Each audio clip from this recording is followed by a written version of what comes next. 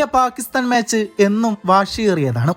Toss നേടിയ Pakistan captain Salman കൊളംബോയിലെ Premadas സ്റ്റേഡിയത്തിൽ ഇന്ത്യയെ ബൗളിംഗിന് അയക്കുന്നു.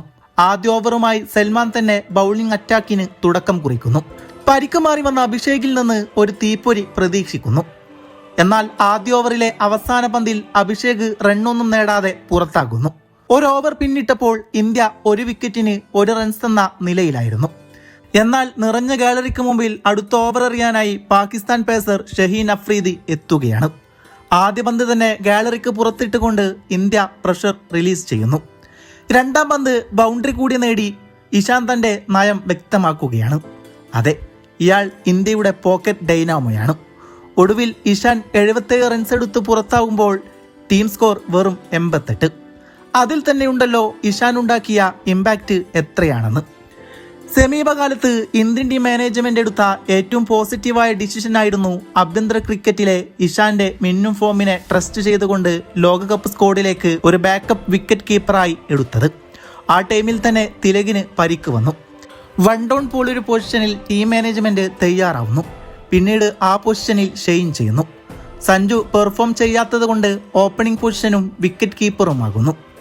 എന്തായാലും അതിനുള്ള റിവാർഡ് ഇഷാൻ കിഷാൻ തന്നുകൊണ്ടിരിക്കുകയാണ്. തിലക് വർമ്മ ക്രീസിലെത്തുമ്പോൾ ഇഷാൻ വെറും 2 പന്തിൽ 1 റണ്ണായിരുന്നു.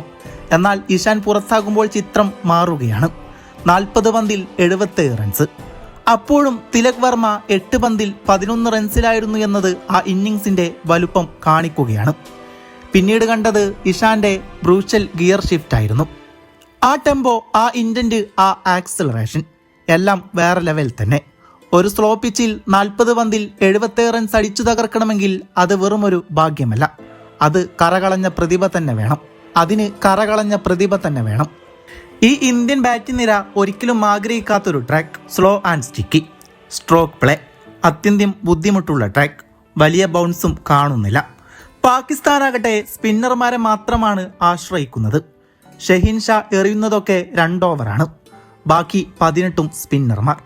ഷഹീൻ ഷായെ അവസാന ഓവർ എറിയാൻ കൊണ്ടുവന്നത് തന്നെ പാകിസ്ഥാൻ ക്യാപ്റ്റന്റെ ബ്ലണ്ടറാണ്. ഇഷാൻ കിഷന്റെ ഇന്നിങ്സ് ഏറ്റവും നിർണായകമാകുന്നത് അതുകൊണ്ട് തന്നെയാണ്. എന്ത് മനോഹരമായിട്ടായിരുന്നു ഇഷാൻ കിഷാൻ സ്പിന്നർമാരെ കൈകാര്യം ചെയ്യുന്നത്.